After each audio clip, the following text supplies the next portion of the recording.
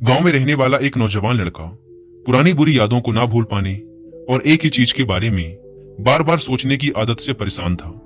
अगर उसे कोई कुछ कह देता या फिर उसके साथ कुछ थोड़ा सा भी गलत हो जाता तो वो बस उसी एक घटना के बारे में पूरे दिन सोचता रहता। वही बात उसके दिमाग में हर समय घूमती रहती।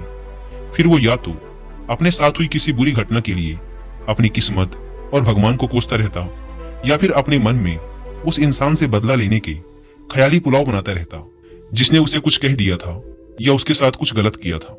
अपने इस ज्यादा सोचने की आदत की वजह से ना तो लोगों के साथ उसके अच्छे रिश्ते थे और ना ही वह किसी काम को अच्छे से कर पाता था। वह हर समय तनाव व मानसिक अशांति की स्थिति में रहता। उसकी ऐसी हालत को देखकर उसके एक मित्र ने उसे सलाह दी कि यहाँ पास के ही एक बौद्ध मठ में एक जैन मास्टर रहते हैं, तुम उनके पास जाओ। वो तुम्हारी इस मानसिक समस्या का कोई ना कोई समाधान अवश्य बता देंगे। वह नौजवान लड़का जैन मास्टर के पास जाता है और अपनी समस्या उन्हें बताता है कि कैसे वो एक ही घटना के बारे में बार बार सोचता रहता है और पुरानी बुरी बातों व यादों को भूल नहीं पाता। लड़के की समस्या सुनने के बाद जैन मास्टर वहां से उठकर मठ के अंदर चले जाते हैं। जैन मास्टर का बिना कुछ उत्तर दिए यूं उठकर चले जाना लड़के को कुछ अजीब सा लगता है, लेकिन वो फिर भी वहीं बैठा रहता है। थोड़ी देर बाद वह देखता है कि जैन मास्टर मिट्टी की गिलास में पानी भरकर उसकी तरफ चले आ रहे हैं। जैन मास्टर लड़के के पास आकर खड़े हो जाते हैं तो लड़का भी उनके सामने खड़ा हो जाता है। जैन मास्टर लड़के से पूछते हैं, बताओ इस गिलास का वजन कितना होगा? लड़के ने कहा, मैं एकदम सटीक तो नहीं बता सकता, लेकिन इस गिलास का वजन बहुत ही कम है। अब जैन मास्टर ने गंभीर होकर कहा, मेरा प्रश्न यह है कि अगर मैं इस गिलास को थोड़ी देर तक ऐसे ही पकड़कर खड़ा रहूं तो क्या होगा? लड़के ने कहा, कुछ भी नहीं होगा।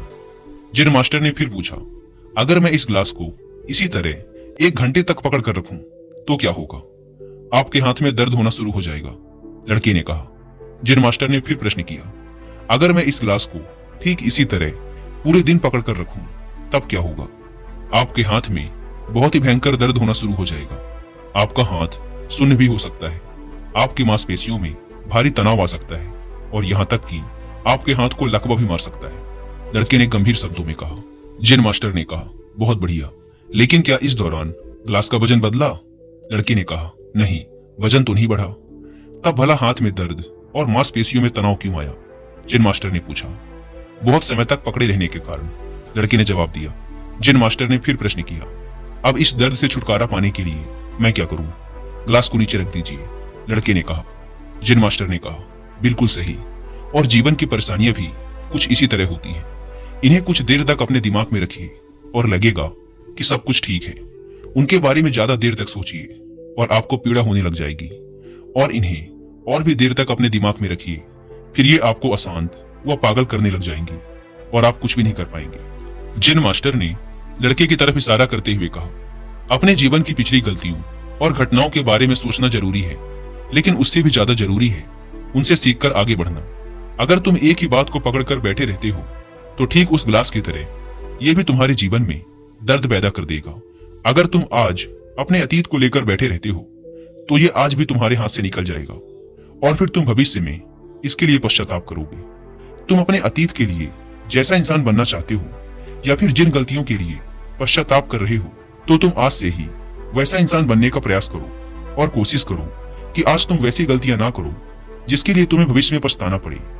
इसलिए चिंता करना बंद करो और अपने आज के कर्मों पर ध्यान दो, क्योंकि चिंता व्यक्ति को उसकी चिता तक ले जाती है।